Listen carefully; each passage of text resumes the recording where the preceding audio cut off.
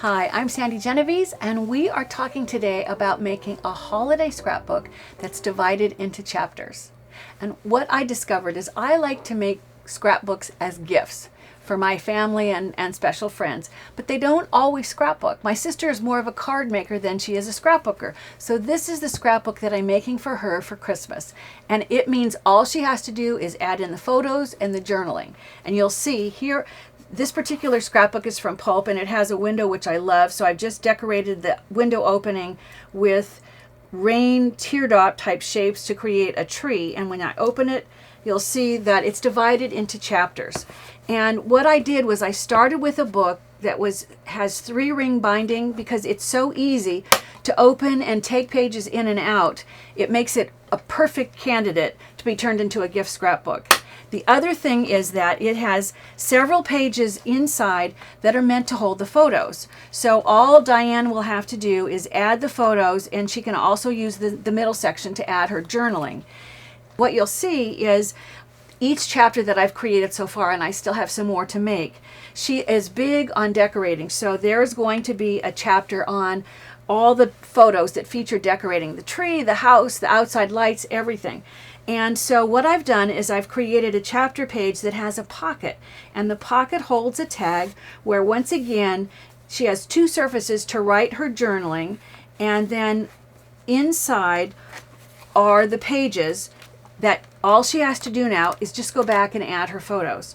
If you look at the next page, believe it or not, since I don't cook, it's hard to understand how this could happen, but she is not just a good cook, a wonderful cook. So she cooks the best meals, and this will be where she'll have a place to put the photos of all the special meals and holiday events featured around food. She can even photo the food, which I think is a great thing then to save the recipes and pass those down to her daughter.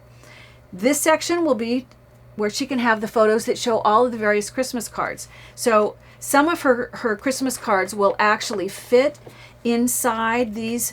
And I'm going to also include some pages where she can actually attach the Christmas cards. And then if I skip the photos, you can see here is a page with the pocket that features the different parties, and will be all the photos of the people from the parties. I'm still going to make a chapter on the gifts, and I'm going to make a chapter on family. If you look here at this page, this is simply a photo of a champagne bottle, and I put this here so that I could show you. All you have to do is take a photo of the champagne bottle, put tracing paper over the top and trace it. Use this to cut apart and use as a guide in order to cut the parts and pieces in order to make the fun embellishment for that page. The page that we're going to make today is this front page. And in order to do that, you want to start with the page itself. So start with the pages that come in the book, and we'll put a link to Pulp products. They carry this album, or whatever is your favorite. Once you have the pages, use this as a guide in order to create the chapter divider pages. So trace the circles, and then using a 1/4-inch hole punch, punch those circles out. You're going to do this for every chapter page or any other additional pages you want to add into the scrapbook. Then you're going to take, I used Christmas paper and then just green paper that I embellished with a watermark ink pad in order to create some texture on this page to create the background for the title page. And I did this for every title page. They're all done the same. Then when it came to doing the pocket, the technique is the same. It's just that the embellishments are different. So I started with paper that was 3 1/4 wide by 4 1/4 tall.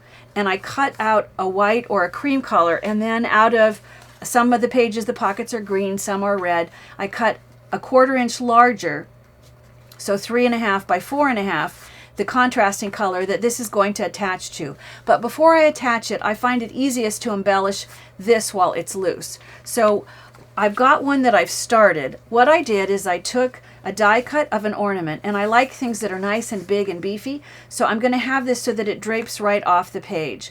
So what I'll do, I'm going to go ahead and I'm going to put adhesive on the back, and you know I've told you this a zillion times. You want more adhesive than this. This is just enough to hold it together to show you how to build it, but this is going to just drape right off the end of the page. And I'll go back with my scissors and I'll trim off the excess. then I'm going to go back through and I'll add the decoration on the inside. So this is the basis. You can see that I've started what looks like a holiday wreath. Now I created that by simply taking just green paper and a leaf punch and punching out the leaves. However, if you've ever tried to go back and put adhesive behind something little, like a little punch, I have a tip, and it's so much easier. Just take any sticky note, peel it off so that you have the sticky side facing up. This sticky note happened to be white, and go ahead and place your punches on the sticky part of the paper. So they're all lined up. Now they're held in place, but with just removable. It's going to be easy to pull them off, but they'll stay nicely while I go back and I take my tape runner and I run it over the top so that I end up having all of the adhesive that I need on the backs. Now I'm going to go back and I'll take and I'll place the next color. Here is a lighter green to just show you how to continue to create the wreath shape that I have at the top. And based on where the middle is, I think I might want to put one going this way here. And then I just used a star sticker placed inside this opening. And if I think it's going to tuck in there, but if it doesn't, I can pull some of these off. I can trim the star a little bit since I just stuck that down. I probably should have stuck the inside in there first. That would make more sense. I have that embellishment, and then the final touch was a sticker that I have just placed some adhesive, some foam adhesive on the back. Now, because I didn't want, once I decided to add the foam, I didn't want the rest of the sticker, this area, to stick down. I want it to stay raised up. You can place baby powder with a paintbrush on the back where you don't want it to stick, or I made just a photocopy so that I went ahead, and this is actually now just paper in the sticker shape of the bow that I wanted. And I'm going to go ahead and attach this so that it completes the wreath in this section like so.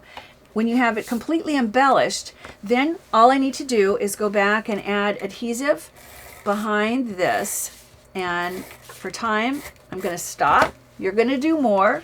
And I'm going to add this onto the green mat that is just a 1/4 inch larger all the way around. Now, in order for this to work like a pocket, it has to be raised up. So you'll see I've already gone back and I've created a channel just using foam adhesive. You do want to make sure that the tag you're going to use will slide inside and that it stops with however much you want to stick out the top. So once this is done, then you're going to just remove the backing and go ahead and place this onto the page like so, and all that remains then is to do the decorating or the adding the ribbon. So I've got ribbon here. You can see with this one, I use different colors for different pages.